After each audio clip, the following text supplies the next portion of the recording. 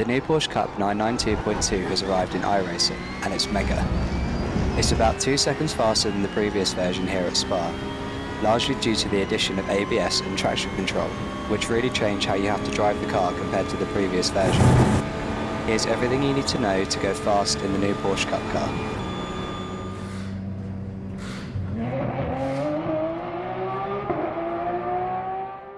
Okay, welcome everyone to the new 992.2 Porsche Cup car on iRacing. Loving this thing so far. I think iRacing have done a great job on it. It's a big improvement from the previous model for sure. So while we're heading out on track here and warming our tyres up a little bit, I'm just going to talk through briefly the kind of major changes that they've made to the car, and then we're going to go into some driving technique stuff in more detail. So the first thing kind of noticed around here at Spa is that this car is actually 2 seconds quicker than the previous model, which is quite a big change. And I think a lot of that is down to the fact that the front end is way more responsive than the old one. So I'm obviously on cold tyres right now, so it's a little bit more understeery, but yeah, that was one of the big criticisms of the previous car, I think, to the point where some people even said it wasn't very realistic of real life because it was so understeery. But they've really addressed that with this model. It's got a lot more front end now, which is really nice to drive. Feels a lot more aggressive, which is cool. The car's also a lot more stable kind of on entry and corner exits. And that's largely down to the fact that traction control and ABS have been added to this car now, so obviously weren't present on the last one. And that's been a big talking point, really. A lot of people have been worried that it was going to ruin the car and make it too easy to drive, but I don't think it has. I think it's made it probably more fun, actually, because you can be more aggressive now. And yeah, the car still feels like very lively. So yeah, it's not dulled it down at all, in my opinion. But I think one of my favourite things about this car is just the sound of it. It sounds fantastic, to be honest. It really way more alive than the previous one. The gearbox whine, I know a lot of people have been talking about that, but it's really, really good. Yeah, it just sounds way better. But anyway, let's get into some more in-depth driving technique stuff to make you competitive in this car right from the get-go. So the first thing that we're going to cover is braking technique and the difference that ABS makes to the car. So now that we've got ABS on the car, as you'd expect, you can kind of go harder on the brakes and deeper into the braking zones, and the car does stop better now. I've noticed, like, kind of from my brake markers around here from the old one, the old car, you can brake later now, definitely. And obviously we don't have to worry about lockups anymore. But the downside to ABS is that if you lean on it too much, so by applying too much brake pressure so that it kicks in a lot, it actually modulates the brake pressure to stop lockups, but that extends then your stopping distance into a corner. So if I stamp on the brakes here to 100%, you see the car doesn't really stop very well, compared to if I'm just to lean on the edge of it with about 80% or so brake pressure.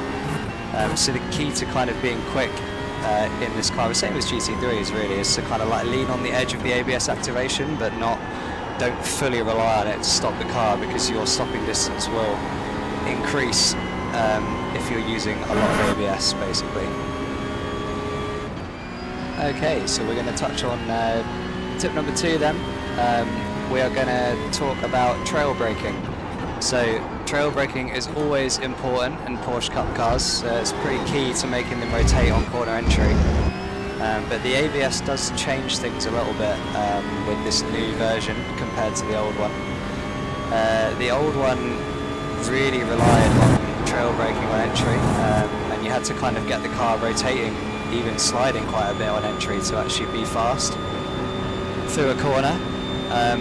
But now that we've got ABS on the car, it does stabilise it a lot, and that coupled with the fact that we've got more front end, it's much easier to get the car to turn in now than it was previously. You don't have to trail brake like crazy to get it to rotate, but you do still need to do it though.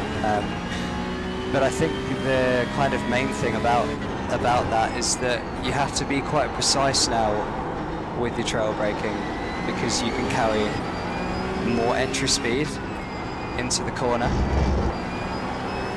So yeah, I think it requires a bit more precision now than the old car, so I'll try and demonstrate here if I can.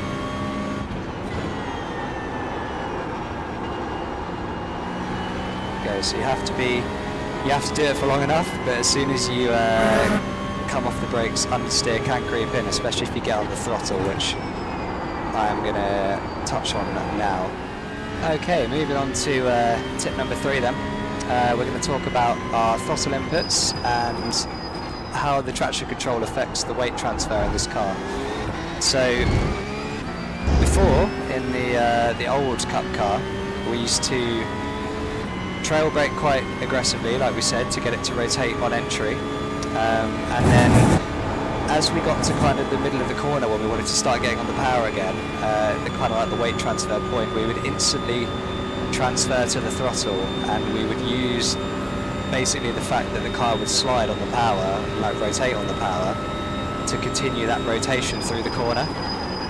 But obviously now we've got traction control on this car, so it's way more difficult to slide it on the power on the exits because it's way more stable. So now what we have to do is rotate the car on the brakes on the entry as we did before, but then we have to kind of let the car settle in the middle of the corner as we come off the brakes before we can then more gradually get on the power, because if you jump on the power too quickly, it takes the weight off the front as it did before, so you obviously start to get understeer, and you can't then counter that understeer anymore with, you know, more power to initiate a slide,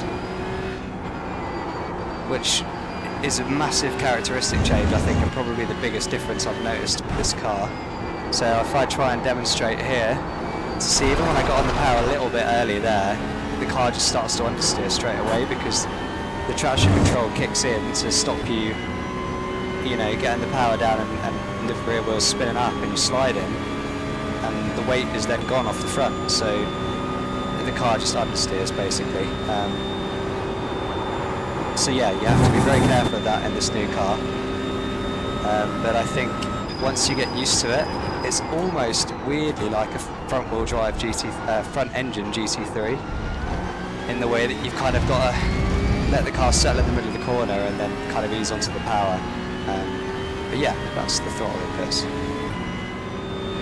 And the last thing that I want to touch on, tip number 4, is the new tyre model. So I think one of the big differences with this car now is that, you know, after what we just talked about there, how the traction control can now cause quite a bit of understeer if you get it wrong with how early you get on the throttle. It's a hard habit to change because it was something that you really had to do in the other Cup car. It's probably going to be the main thing that people are going to have to adapt to, I think. It's the main thing I've had to adapt to. But the thing is with that understeer that you can get mid-corner if you get on the throttle too early is that it's going to scrub your front tyres a lot, and it's going to then overheat them.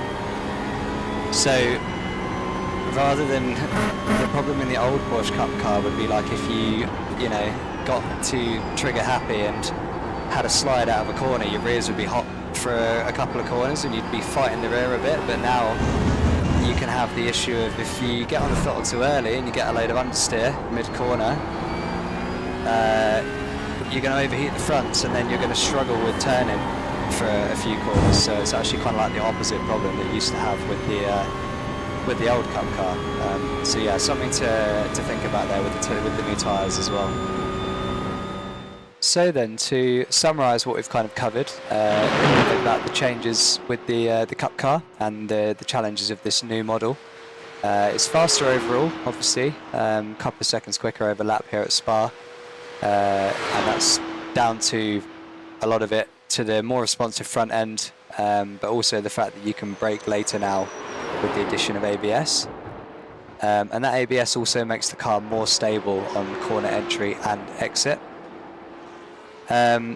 it needs much smoother throttle inputs, that's for sure, to kind of counter the fact that you now don't get as much rotation via rear slip because of the traction control. So yeah, the weight transfer is probably the biggest skill to master in this new car, and it's a bit more difficult now than it was in the old one. That all being said, I think the new car is awesome. Really, really like it. It's a new challenge, but it's like a more kind of aggressive, exciting version of the old car, I think, especially the fact that the front end's more pointy. But I'd imagine now, with the car being a bit more stable and forgiving in some ways as well, I think it will probably make the racing even closer, because people aren't going to be making so many mistakes. So yeah, I think it's a great addition to the sim, and I think it's probably my new favourite car on the iRacing service right now. So hopefully that helps you understand how to get the most out of the new Porsche Cup car in iRacing. If you found this useful, check out my other driving guides, and don't forget to like and subscribe if you want more tutorials like this. Quick shout out to our channel members and everyone else supporting the channel as well. We're almost at 1,000 subscribers now, which I didn't really think I'd ever get to, so yeah, thank you everybody, and hopefully see you on the next one.